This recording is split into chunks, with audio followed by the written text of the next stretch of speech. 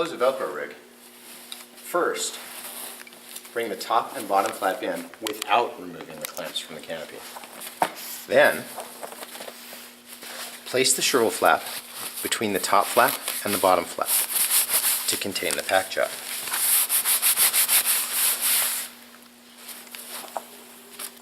Next, remove the clamps from only one side of the canopy, leaving the other side controlled by the clamps.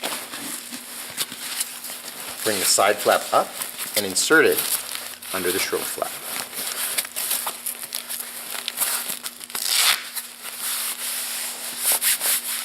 After this side is controlled by the container, remove the clamps from the last side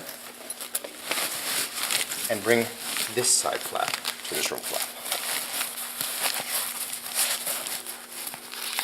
The bridle should route behind the side flap so that it does not obscure the Velcro.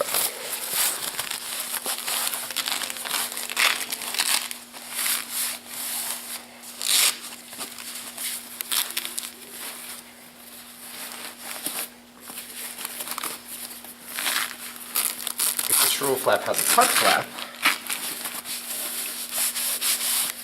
insert it into the pocket on the top flap.